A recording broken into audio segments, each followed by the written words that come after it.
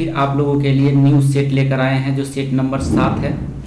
7, 8 इसके पहले करा चुके थे, उसमें एक क्वेश्चन आपका रह गया था 86 नंबर या 84 नंबर क्वेश्चन की अमेरिका का खोज किसने किया था। तो अमेरिका का खोज उसमें इनमें से कोई नहीं होगा, क्योंकि उसमें अलग अलग ऑप्शन दिया हुआ था, क्योंकि अमेरिका का खोज किया था कोलंबस ने। तो आपको कोलंबस नहीं ऑप्शन में दिया हुआ है, इसलिए आप ऑप्शन ई कर लेंगे। चलिए नेक्स्ट क्वेश्चन आज चलते हैं। देखिए लैंग्वेज पेपर है, बने रहे हमारे साथ वीडियो में। चलिए पहला क्वेश्चन है, select the most appropriate antonym of the bold words. Bold word है technology play in indispensable role in lives of human beings in the 21st century. इसका जो कलर किया गया है, रेड कलर से दिया गया है, इसका आपको उल्टा शब्द पूछ रहा है। और उल्टा शब्द इसका पहले हिंदी जानिए क्या होता है। इंडिस्पेंसिबल का मतलब होता है अपरिहार्य, यानी अति आवश्यक, कोई चीज़ अति आवश्यक है। 21वीं सेंचुरी में लोग जो है परफॉर्म्स करते हैं टेक्नोलॉजी का, जितने भी मानव है क्या करते हैं, टेक्नोलॉजी का यूज करते हैं। अति आवश्यक इसका होता है हिंदी। तो अति आवश्यक का उल्टा क्या होता है, तो अति का होता है उल्टा सुपरफ्लुअस। सुपरफ्लुअस मतलब क्या होता है, फालतू चीज़ जो जरूरी नहीं है। तो ऑप्शन नंबर बी हो जाएगा। चलिए नेक्स्ट क्वेश्चन चलते हैं 2 में। Choose the incorrectly spelled word. इसमें कौन गलत है उसी के बारे में चुनना है। तो इसमें देखिए क्या है, मोडिफाई है जो गलत आपका दिया हुआ है, क्योंकि MORTIFI यहाँ होना चाहिए और ई यहाँ होना चाहिए, इसीलिए नहीं दिया हुआ है, इसलिए आपका ऑप्शन ए हो जाएगा, गलत दिया हुआ है ये। नेक्स्ट क्वेश्चन चलते हैं 3 नंबर में दिया है, which one is not found in A hospital. कहता है एक हॉस्पिटल में मौजूद नहीं होता है। क्या नहीं होता है, तो हेयर ड्रायर नहीं होता है हॉस्पिटल में। ऑपरेशन करने वाला जितना इंस्ट्रूमेंट होता है, एक्सरे डिपार्टमेंट होता है, लेकिन कहीं सुने हैं कि कोई हॉस्पिटल में जो है केस सुखाने वाला ड्रायर रहा हो, तो नहीं रहता है। तो इसीलिए आपका ऑप्शन क्या हो जाएगा, बी हो जाएगा। चलिए नेक्स्ट क्वेश्चन चलते हैं। 4 नंबर में कह रहा है, कंप्लीट द फ्लोइंग कोलोकेशन। ये जो खाली स्थान दिया हुआ इसको भरने के लिए कह रहा है, I was running late so I only had time for a dash word. कहता है मैं लेट हो रहा था, इसीलिए मेरे पास सिर्फ टाइम था जल्दी नहाने का। तो जल्दी नहाने का क्या होता है, यहाँ नहाने का जल्दी क्विक हो जाता है। ऑप्शन नंबर ए हो जाएगा, 4 का ए हो जाएगा। नेक्स्ट क्वेश्चन चलते 5वां नंबर क्वेश्चन में, select the most appropriate synonym of the given words. Magnify. Magnify का इसका कह रहा है सिनोनिम निकालना है आपको, समानार्थी शब्द। मैग्नीफाई का क्या होता है, तो इसका पहले मैग्नीफाई मतलब क्या होता है, मैग्नीफाई का मतलब होता है बढ़ाना। तो इसी टाइप का एक मीनिंग क्या हो जाता है, एक्सपेंड में भी होता है बढ़ाना, सेम टू सेम। चलिए नेक्स्ट क्वेश्चन चलते हैं, select the most appropriate synonym of the given word. इसका भी समानार्थी शब्द पूछ लिया है, डेलिब्रेट। डेलिब्रेट का अर्थ होता है सोच समझकर या फिर जानबूझकर। जानबूझकर कोई काम करना ही डेलिब्रेट कहलाता है। तो इसी को कहते हैं प्लान करके, प्लानेट। ऑप्शन नंबर बी हो जाएगा। नेक्स्ट क्वेश्चन चलते हैं 7 नंबर क्वेश्चन में है, in Ramayana the wife of Lakshmana is. कहता है रामायण में लक्ष्मण की पत्नी कौन थी, तो उर्मिला। ऑप्शन नंबर बी हो जाएगा। 8वां नंबर क्वेश्चन हम लोग चलते हैं। 8वां नंबर देख लीजिए क्या कह रहा है, बने रहे हमारे साथ वीडियो में। 8वां नंबर क्वेश्चन पर चलते हैं। देखिए 8वां नंबर में आपका दिया हुआ है, India celebrate it's independence day on 15 अगस्त। भारत है जो स्वतंत्रता दिवस मनाता है 15 अगस्त को मनाता है। ऑप्शन नंबर सी हो जाएगा। अब है यहाँ से आपका दिया हुआ है गद्यांश। आप पैसेज को पढ़ें और स्क्रीन ले सकते हैं और इसको पढ़ के उसके बाद है जो अपना बनाएं। पहले बनाने का नियम बताया, पहले इसको क्वेश्चन को 1-2 बार पढ़ लीजिए, उसके बाद बनाएं तो आपसे बन जाएगा। चलिए नेक्स्ट क्वेश्चन चलते हैं। 9 नंबर क्वेश्चन में कह रहा है, उक्त गद्यांश का संबंध निम्नलिखित में से किससे है। तो ऑप्शन नंबर बी हो जाए, कर्मवाद से संबंधित है। अगला क्वेश्चन है, इस गद्यांश में लेखक ने मुख्य रूप से क्या वर्णित किया है। ऑप्शन नंबर सी हो जाएगा, महात्मा गांधी के चरित्र की विशेषता का कारण बताया गया है। 11 नंबर क्वेश्चन में हम लोग चलते हैं, इस गद्यांश में लेखक ने यूरोप के कुछ महापुरुषों के विषय में क्या कहा है? ऑप्शन नंबर सी हो जाएगा, उन्होंने उपाय तो बताए पर उनका कार्यान्वयन दूसरों पर छोड़ दिया। यही इसका आंसर हो जाएगा। आप क्वेश्चन पढ़ेंगे और आंसर पढ़ेंगे, वहाँ गद्यांश पढ़ेंगे तो आपको समझ में आ जाएगा क्या कह रहा है। 12 नंबर क्वेश्चन में हम लोग चलते हैं। इस गद्यांश में लेखक ने महात्मा गांधी के विषय में क्या कहा है? तो ऑप्शन नंबर ई हो जाएगा, इनमें से कोई नहीं होगा।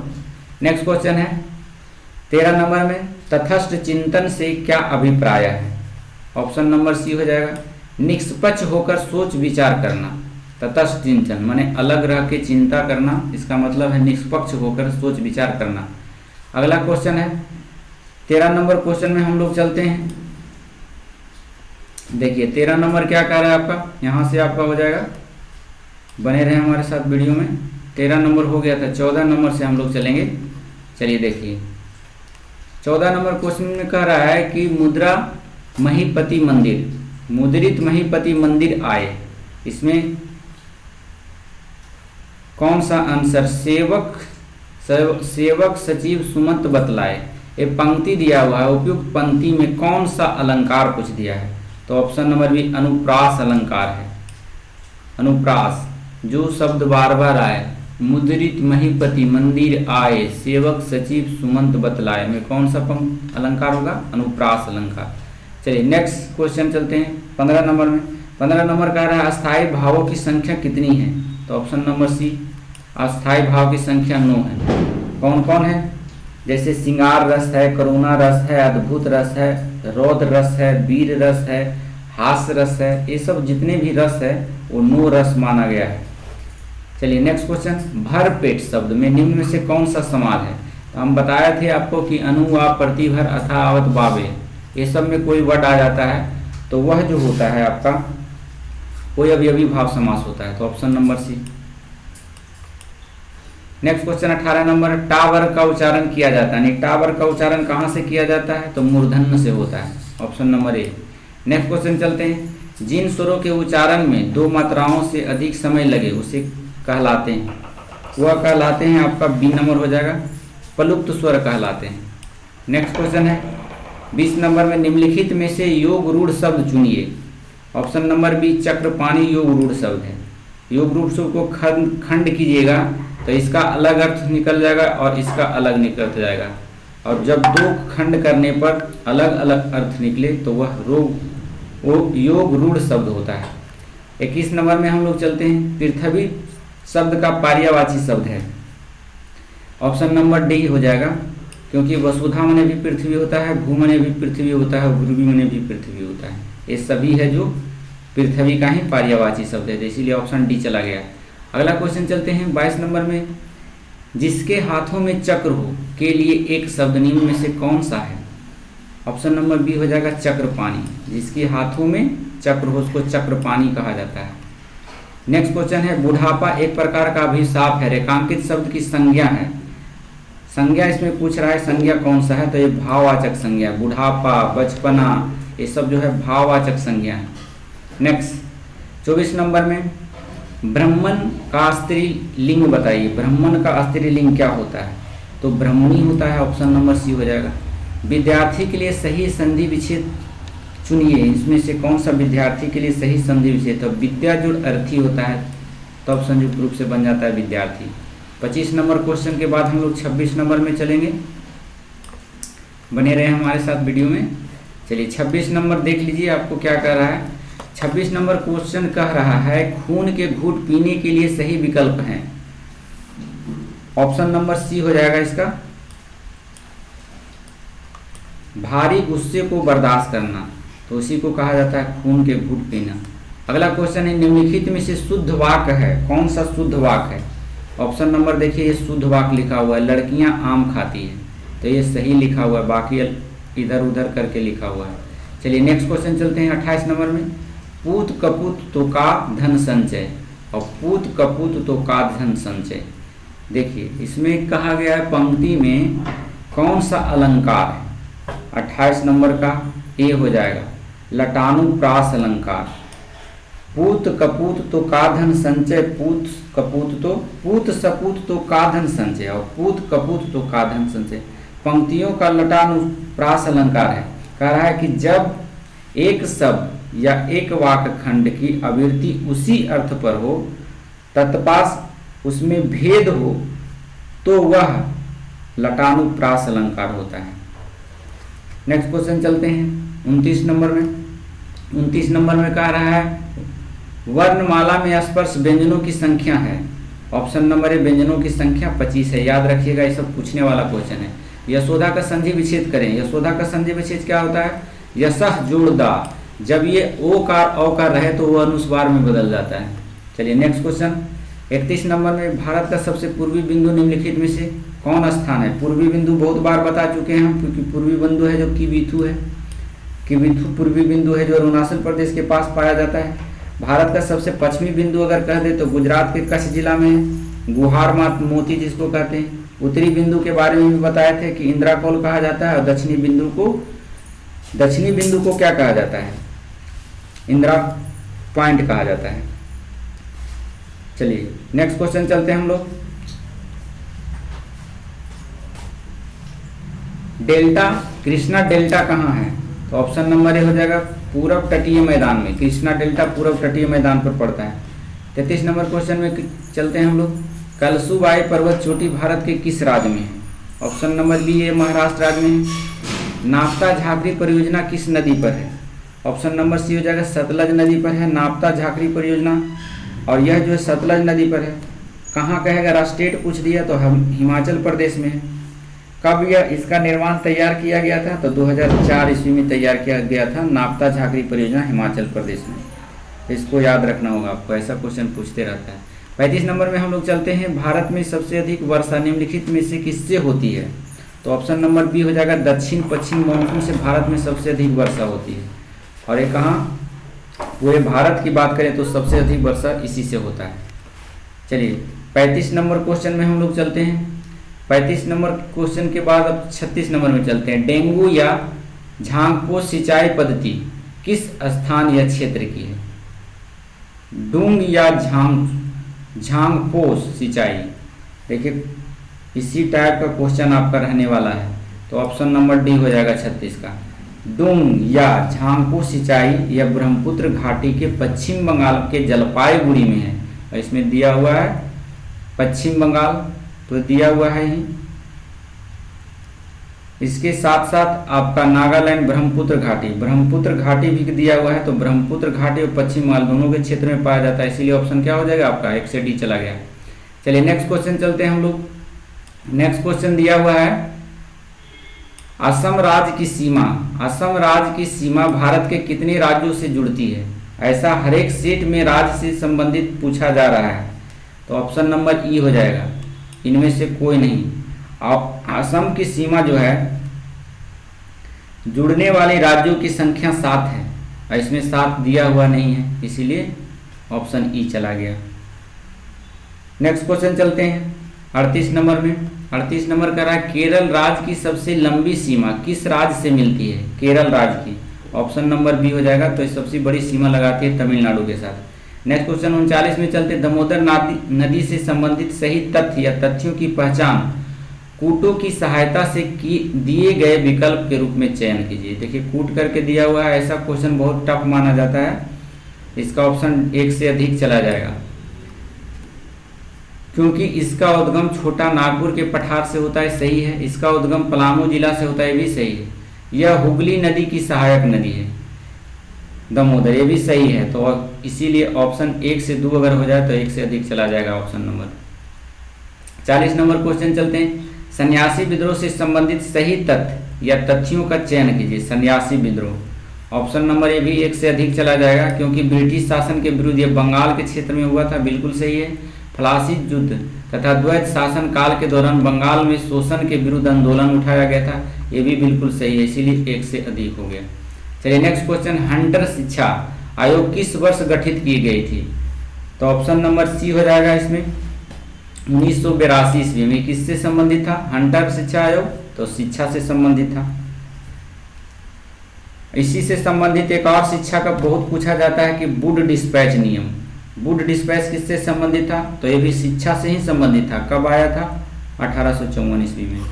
नेक्स्ट क्वेश्चन चलते हैं हम 42 नंबर में। ब्रिटिश इंडिया एसोसिएशन के संस्थापक निम्न में से कौन थे? Option number C Radha Kant Dev. Next question चलते हैं 43 नंबर में। भारतीय राष्ट्रीय कांग्रेस की स्थापना के समय भारत का वायसराय कौन था? तो लॉर्ड डफरिन था। नेक्स्ट क्वेश्चन चलते हैं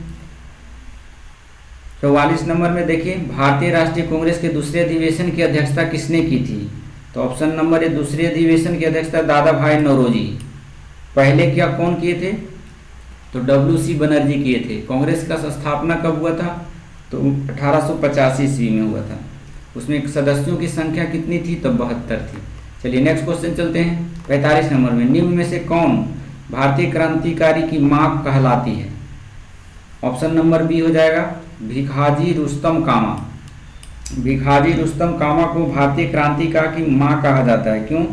क्योंकि कामा के नेतृत्व में उसके जीवन काल में 1861 ईस्वी से 1936 ईस्वी तक का इसका दौर चला और उन्होंने स्टुटगार्ट जर्मनी में है जो पहली बार झंडा को फहराया था। तो ये भी पूछ देता है। अगला क्वेश्चन 46 नंबर में चलते हैं। निम्नलिखित में से कौन भारतीय राष्ट्रीय कांग्रेस की कमी संबद्ध नहीं है? 46 नंबर का देख लीजिए, ऑप्शन नंबर सी हो जाएगा सर सैयद अहमद का। नेक्स्ट क्वेश्चन चलते हैं।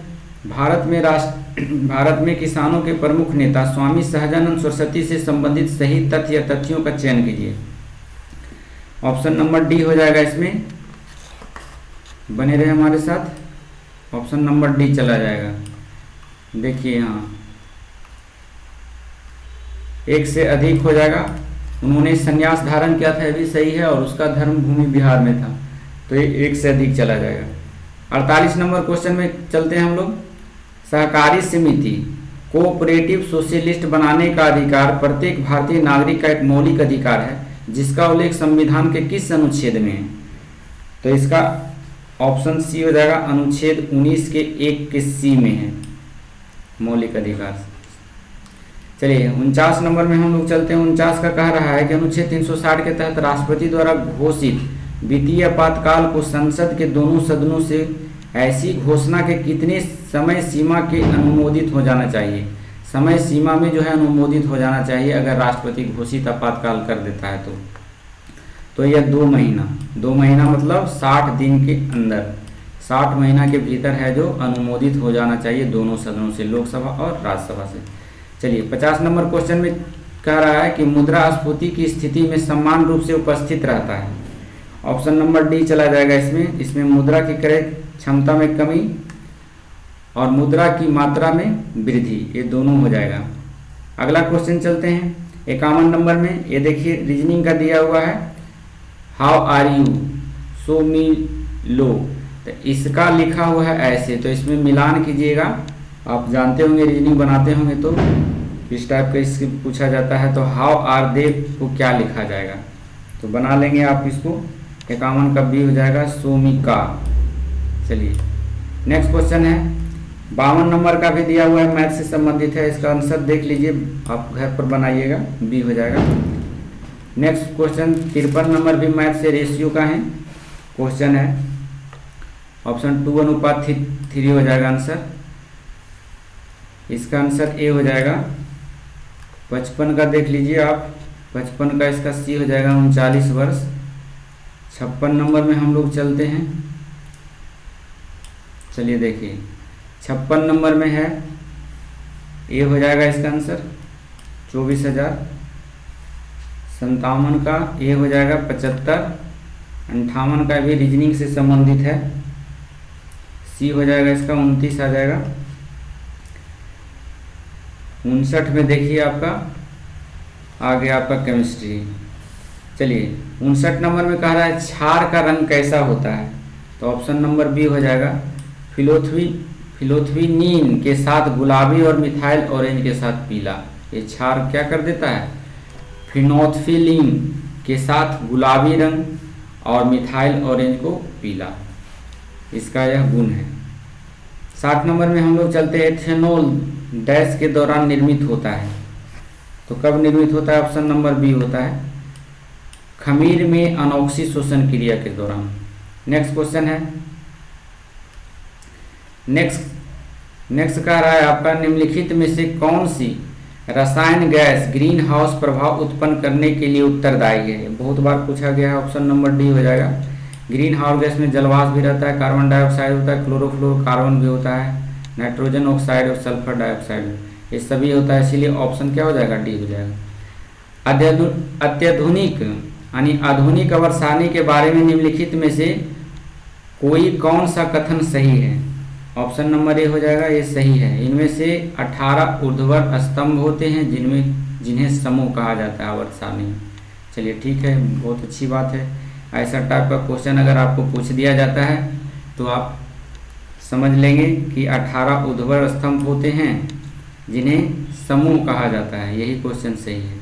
अगला क्वेश्चन है दिया हुआ 63 नंबर में, वह पौधा जो कायिक संवर्धन द्वारा विकसित किया जा सकता है। कायिक संवर्धन द्वारा विकसित किससे किया जाता है? उपयुक्त में से एक से अधिक हो जाएगा, क्योंकि कायिक प्रवर्धन के द्वारा केला को भी किया जाता है, गुलाब को भी कायिक प्रवर्धन के द्वारा किया जाता है। चलिए नेक्स्ट क्वेश्चन हम लोग चलते हैं 64 नंबर में, एक प्रकार का जनन जिनमें एक पौधे के शरीर का हिस्सा एक नई वनस्पति को जन्म देता है, उसे क्या कहा जाता है? ऑप्शन नंबर सी वनस्पति जनन कहा जाता है। चलिए 65 नंबर में हम क्वेश्चन में हम लोग चलेंगे। 65 नंबर क्या कह रहा है, देखते रहिए। 65 नंबर देखिए, 65 नंबर में कह रहा है, जब कोई वस्तु डूबती है तो वस्तु पर द्रव का ऊपर की ओर उत्प्लावन बल डैश डैश डैश उत्प्लावन बल होता है। क्या होता है? ऑप्शन नंबर सी, वस्तु के वजन से कम होता है। ऑप्शन नंबर सी हो जाएगा। निम्नलिखित में से किसके मध्य जड़त्व का मान अधिकतम होता है? ऑप्शन नंबर बी हो जाएगा, रेलगाड़ी और हवाई जहाज। अगला क्वेश्चन है, निम्नलिखित में से कौन every note counts the story of India election पुस्तक के लेखक कौन है? ऑप्शन नंबर सी हो जाएगा, नवीन चावला। नेक्स्ट क्वेश्चन है, जब सिंध का विलय हुआ था उस समय भारत का गवर्नर जनरल कौन था? ऑप्शन नंबर ए एलन बरो था, लॉर्ड एलन बरो। 69 में चलते हैं, कजाकिस्तान की राजधानी क्या है? कजाकिस्तान की राजधानी पूछ दिया है, ऑप्शन नंबर सी अस्ताना है। कजाकिस्तान की राजधानी अस्ताना है, इससे पहले इसकी राजधानी दुशानबे था। नेक्स्ट क्वेश्चन चलते हैं, सॉरी दुशानबे दूसरा का था, अस्ताना का नहीं था। एक कजाकिस्तान की राजधानी जो था अस्ताना था, ये सही आंसर है, दुशानबे दूसरा का था इसका। नेक्स्ट क्वेश्चन चलते हैं 70 नंबर में, रेलवे बोर्ड की पहली महिला अध्यक्ष सीईओ कौन बनी है? ऑप्शन नंबर है जय वर्मा सिन्हा। नेक्स्ट क्वेश्चन चलते 71 नंबर में, मौर्यकालीन भारत में विवरण वाली इंडिका के लेखक यानी इंडिका के लेखक पूछ दिया है, तो इंडिका का लेखक कौन है? ऑप्शन नंबर है मेगास्थनीज, इन्होंने ही लिखा था इंडिका पुस्तक। मेगास्थनीज सेलुकस निकेटर का राजदूत था जो चंद्रगुप्त मौर्य के दरबार में आया था, और उन्होंने अपनी पुस्तक इंडिका में मौर्य युगीन साम्राज्य और नगर प्रशासन एवं उसके संस्कृति के विषय में बहुत बारीक से उल्लेख किया था। नेक्स्ट क्वेश्चन चलते हैं, निम्नलिखित में से कौन सा वह व्यक्ति है जिसका नाम देवनाम प्रियदर्शी भी है?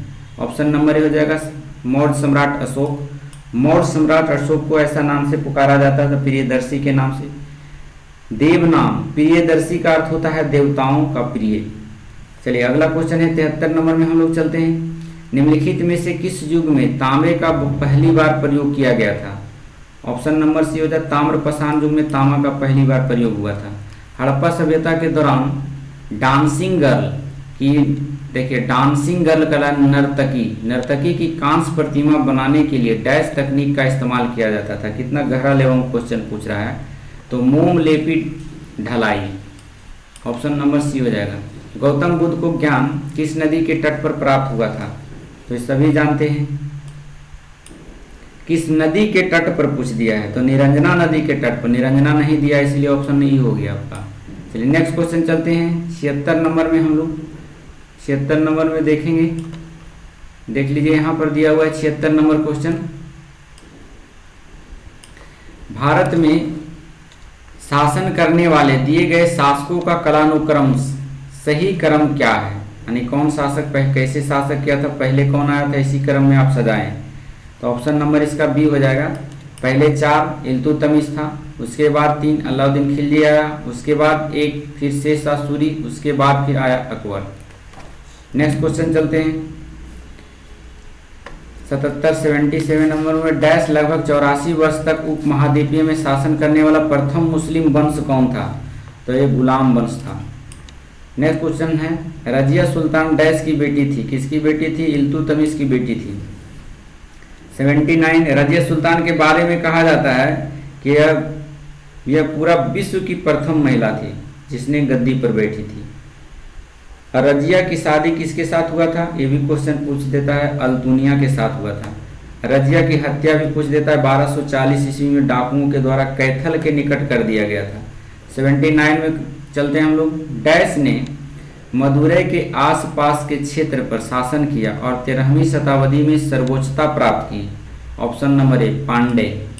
नेक्स्ट क्वेश्चन है जब सुभाष चंद्र बोस ने भारतीय राष्ट्रीय कांग्रेस के अध्यक्ष पद से इस्तीफा दिया था तो इस पद का प्रस्ताव किसे दिया गया।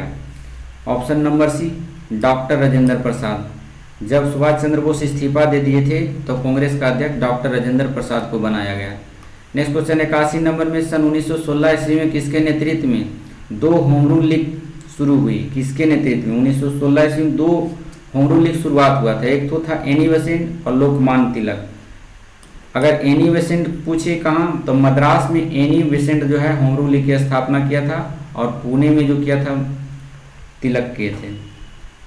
नेक्स्ट 82 नंबर में चलते हैं। भारतीय राष्ट्रीय कांग्रेस द्वारा किस अधिवेशन में ऐतिहासिक पूर्ण स्वराज्य यानी पूर्ण स्वतंत्रता का प्रस्ताव पारित किया गया था, तो ये लाहौर अधिवेशन में कब हुआ था 1929 ईस्वी में। इसकी अध्यक्षता किसने किया था, तो पंडित जवाहरलाल नेहरू।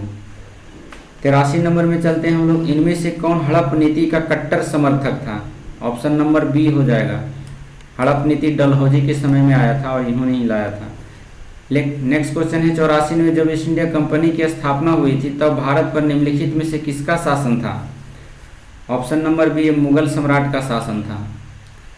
फ्रांस में किस राजवंश का शासन था, फ्रांस से क्वेश्चन पूछ दिया है तो बोर्बो का शासन था, बोर्बो वंश का।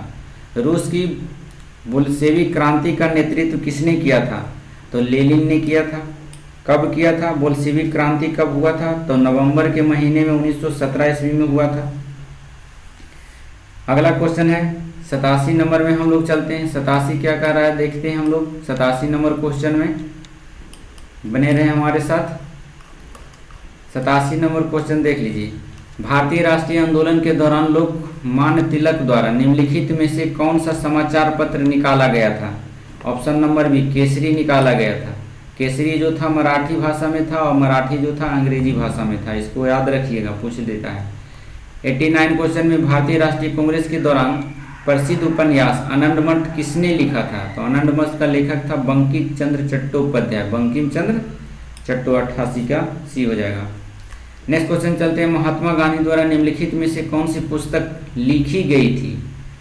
ये भी अच्छा क्वेश्चन है, पूछ दिया है। ऑप्शन नंबर डी चल जाएगा क्योंकि ग्राम स्वराज और हिंद स्वराज दोनों का लेखक जो कौन थे, महात्मा गांधी। नेक्स्ट क्वेश्चन चलते हैं 90 नंबर में। डैश पर 1857 के विद्रोह के विद्रोहियों का नेतृत्व करने के आरोप में मुकदमा चलाया गया और रंगून निर्वासित किया गया, जहां उनका 1862 में निधन हो गया। वो कौन थे।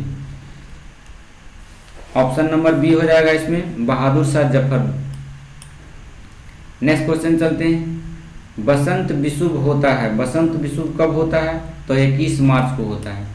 नेक्स्ट क्वेश्चन चलते हैं। दिए गए दर्रों और उनके स्थानों को कौन सा जोड़ा सही नहीं है, नहीं वाला पूछ दिया है। ऑप्शन नंबर बी हो जाएगा 2 और 3। जलेपला बुर्जिला जम्मू कश्मीर में करा, जबकि यह नहीं है। जलेपला जो है जम्मू कश्मीर में, जम्मू और जोजिला और बुजिला कर रहा है, जोजिला और बुजिला दर्रा सही नहीं है, तो 2 ये तो सही है। बारालाचा और शिवकिला दर्रा उत्तर प्रदेश में, गलत जवाब है। बारालाचा और शिवकिला दर्रा हिमाचल प्रदेश में, जोजिला बुर्जिला जम्मू कश्मीर में सही है। थागा ला नीति पास और लिपुलेख दर्रा ये कहाँ है, तो ये भी नहीं, हिमाचल प्रदेश में नहीं है, यह उत्तराखंड में है। चलिए नेक्स्ट क्वेश्चन है, भरतपुर में स्थित पक्षी अभयारण्य या राष्ट्रीय उद्यान का नाम है। ऑप्शन नंबर सी, भरतपुर में केवलादेव घना राष्ट्रीय उद्यान है। यह कहाँ है केवलादेव घना पक्षी राष्ट्रीय उद्यान कहाँ है, तो ये राजस्थान में है।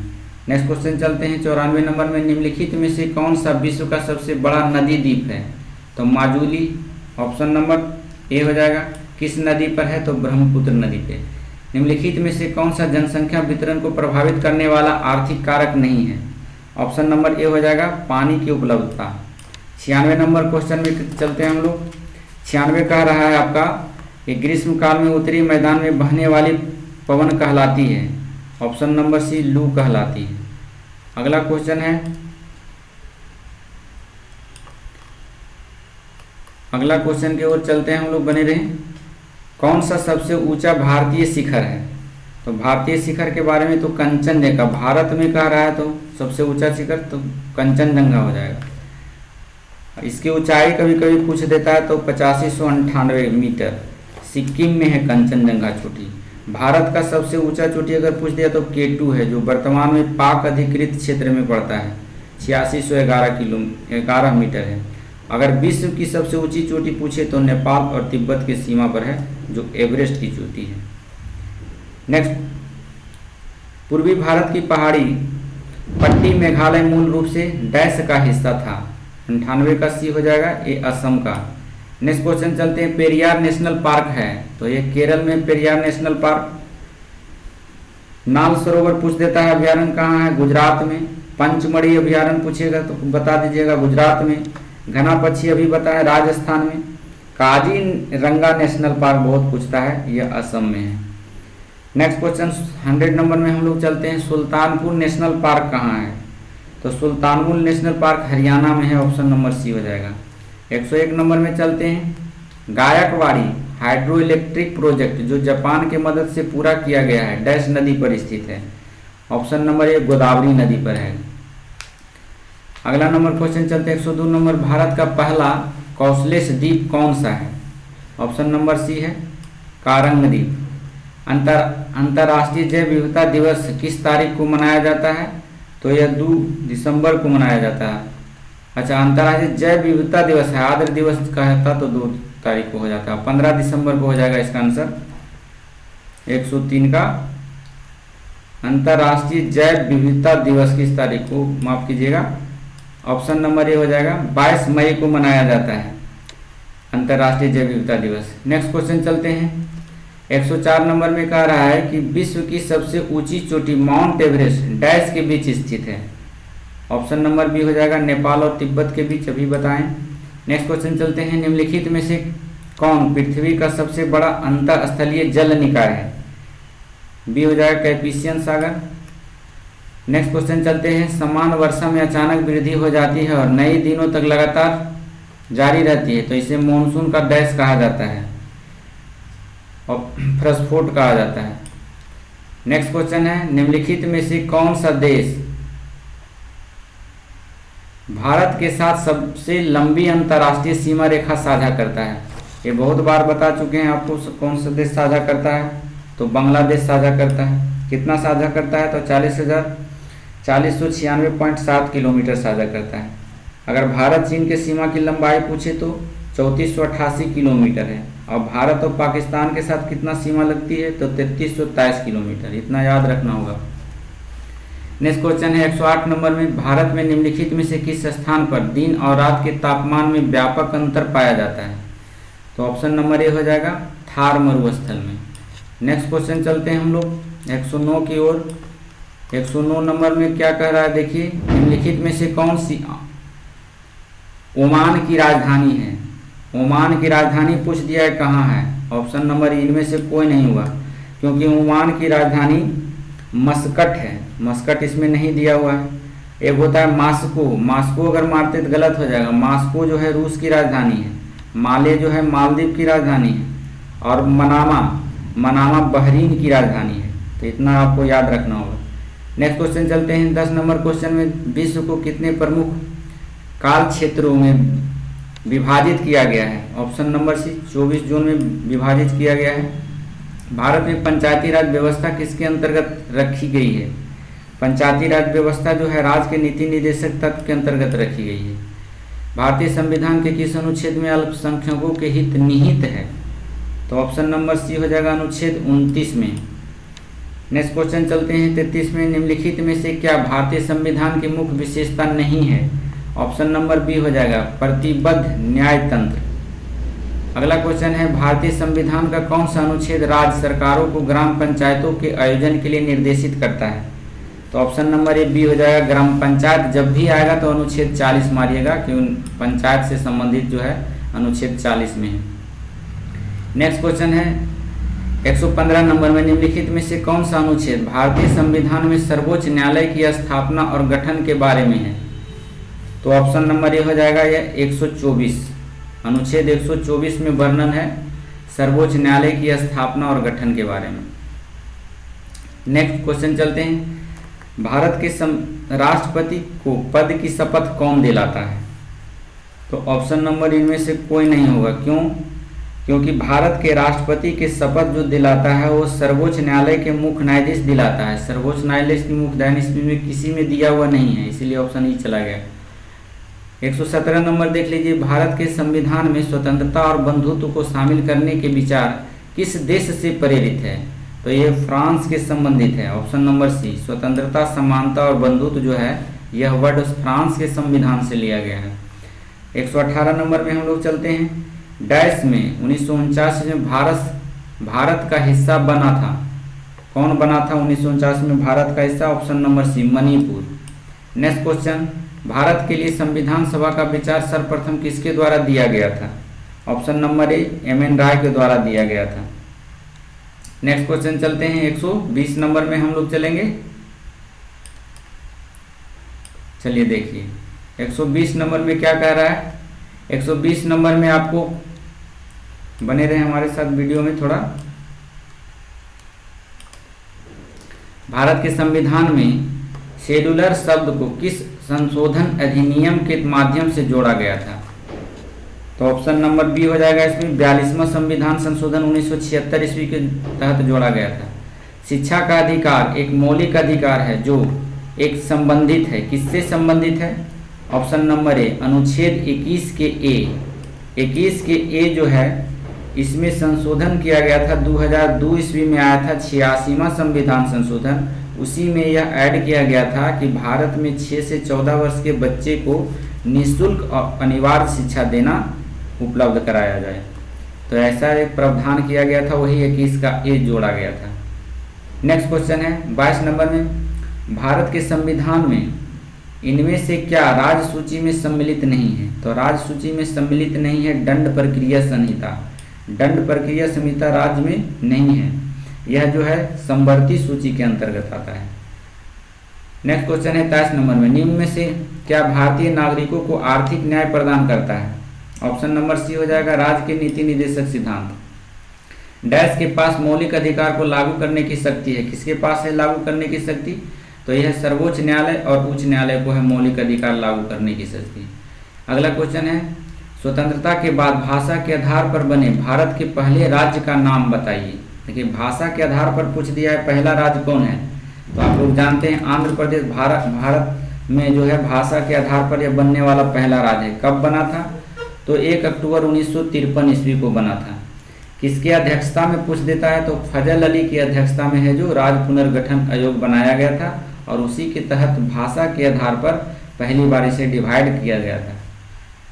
इसकी अध्यक्षता पूछ देता है किसने किया था? तो एस.के. धर ने किया था। चलिए नेक्स्ट क्वेश्चन चलते हैं 126 नंबर में। 42वें संविधान संशोधन माध्यम से संविधान में कौन सा न्याय डीपीएसपी को संयुक्त रूप में कहते हैं राज्य के नीति निर्देशक तत्व में जोड़ा गया था। कौन जोड़ा गया था? तो ऑप्शन नंबर बी समान न्याय और निःशुल्क विधिक सहायता। यह 42वां संविधान संशोधन द्वारा जोड़ा गया है। नेक्स्ट क्वेश्चन है भारत के संविधान के डैश में समान नागरिक संहिता के प्रावधानों का उल्लेख किया गया है। ऑप्शन नंबर ए हो जाएगा भाग 4 में। नेक्स्ट क्वेश्चन है भारतीय संविधान का कौन सा भाग राज्य के राज्य को बच्चों, महिलाओं, अनुसूचित जातियों और जनजातियों, अनुसूचित जनजातियों के लिए विशेष प्रावधान बनाने का अधिकार देता है। तो ऑप्शन नंबर सी ये भाग 4 में देता है। नेक्स्ट क्वेश्चन चलते हैं। भारत सरकार ने राष्ट्रगान को कब अंगीकृत किया था? ऑप्शन नंबर बी है 24 जनवरी 1950 ईस्वी को अंगीकृत किया गया था और इसे 24 जनवरी 1950 ईस्वी को राष्ट्रगान को भी अपनाया गया था और 27 दिसंबर 1911 ईस्वी को कांग्रेस के कलकत्ता अधिवेशन में सर्वप्रथम राष्ट्रगान गाया गया था और राष्ट्रगान गाने का जो समय होता है वो 52 सेकंड होता है। नेक्स्ट क्वेश्चन चलते हैं 29 के बाद 30 में हम लोग चलते हैं। 30 में क्या कह रहा है? 30 नंबर क्वेश्चन में देखें। 30 में कह रहा है आपका कि सामाजिक न्याय के उद्देश्य का उल्लेख भारतीय संविधान में कहाँ किया गया है? तो ऑप्शन नंबर ए हो जाएगा, उद्देशिका में किया गया है और प्रस्तावना में किया गया है। इनमें से किस प्रकार की अर्थव्यवस्थाओं में संसाधनों पर निजी अधिकार होते हैं और आर्थिक गतिविधियों का मुख्य उद्देश्य लाभ अर्जित करना होता है? ऑप्शन नंबर ए हो जाएगा, पूंजीवादी। नेक्स्ट क्वेश्चन है, यदि आरबीआई नगद कोषानुपात को हटा दे तो साख सर्जन पर क्या असर होगा? तो यह हो जाएगा आपका बढ़ जाएगा, साख सर्जन बढ़ जाएगा। बैंक दर का अर्थ क्या होता है? तो बैंक दर का अर्थ होता है देश में केंद्रीय बैंकों द्वारा ली जाने वाली आधिकारिक ब्याज दर। सेवा क्षेत्र का दूसरा नाम क्या है? तो सेवा क्षेत्र का दूसरा नाम है तृतीय क्षेत्र कहा जाता है। ये तृतीय क्षेत्र में जितने भी सेवा करने वाले व्यक्ति होते हैं तृतीय क्षेत्र के अंतर्गत आता है। जैसे डॉक्टर है, ऑटो ड्राइवर है, रिक्शा चालक है, दुकानदार है, जो सेवा दे रहा है दूसरों को, वह जो है तृतीय क्षेत्र के अंतर्गत आता है। और खेतीबाड़ी जो करता है प्राथमिक क्षेत्र के अंतर्गत आता है। द्वितीय क्षेत्र का मतलब जो है उद्योग धंधा करते हैं, कंपनी वगैरह लगाते हैं, वो द्वितीय क्षेत्र के अंतर्गत आता है। अगला नंबर चलते हैं हम लोग 135 नंबर में। 135 कह रहा है आपका किसके बढ़ने के फलस्वरूप निजी निवेश में वृद्धि की अधिक संभावना होगी? तो ऑप्शन नंबर सी, नई पूंजी पर अनुमानित प्राप्ति। निम्नलिखित में से किस संगठन द्वारा बैंकों की ब्याज दरें निर्धारित और विनियमित की जाती है? ऑप्शन नंबर ए, भारतीय रिजर्व बैंक के द्वारा मुद्रा को विनियमित किया जाता है, ब्याज दरें तय की जाती है। नेक्स्ट क्वेश्चन है 37 नंबर में, भारतीय अर्थव्यवस्था के संदर्भ में निम्नलिखित में से कौन सा प्राथमिक क्षेत्र के अधीन आता है? तो प्राथमिक क्षेत्र अभी बताए हैं, प्राथमिक क्षेत्र जो है किसी से संबंधित होता है। Option number B. बैंकिंग किस में आ जाएगा? तो तृतीय क्षेत्र में। शिक्षा किस में आ जाएगा? तृतीय क्षेत्र में आ जाएगा। चलिए नेक्स्ट क्वेश्चन में चलते हैं। निम्नलिखित में से कौन सा विभाग भारत की जीडीपी की गणना करता है? कौन सा विभाग जो है गणना करता है जीडीपी का? तो एनएसओ, राष्ट्रीय सांख्यिकी कार्यालय। ऑप्शन नंबर बी हो जाएगा। भारत सरकार द्वारा संपत्ति की बिक्री या परिसमापन आमतौर पर केंद्रीय और राज्य के सार्वजनिक क्षेत्र में उद्यमों, परियोजनाओं या अन्य अचल संपत्तियों को डैश कहा जाता है। ऑप्शन नंबर सी होता है विनिवेश। 39 के बाद 40 नंबर में हम लोग चलेंगे। 40 नंबर क्वेश्चन में बने रहे हमारे साथ। 40 नंबर में देखिए क्या कह रहा है। 40 नंबर में कह रहा है आपका निम्नलिखित में से कौन सा वाणिज्यिक बैंक नहीं है? तो नहीं है ऑप्शन नंबर सिडबी जो है वाणिज्यिक बैंक नहीं है, क्योंकि सिडबी भारतीय लघु उद्योग विकास बैंक की स्थापना से संबंधित है, जिसका स्थापना 1990 ईस्वी में यह वित्तीय संस्था है। नेक्स्ट क्वेश्चन चलते हैं 141 ईस्वी में। 141 में कह रहा है कि भारत की राष्ट्रीय आय का आकलन करने वाली संस्था है। तो ऑप्शन नंबर सी, राष्ट्रीय आय करता है राष्ट्रीय सांख्यिकी संगठन। ऑप्शन नंबर सी हो जाएगा।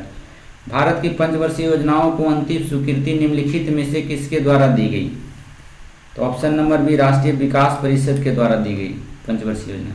किसी भी विकासशील अर्थव्यवस्था के प्रारंभिक चरणों में अधिकांश गतिविधियां डैश क्षेत्र से संबंधित होती है।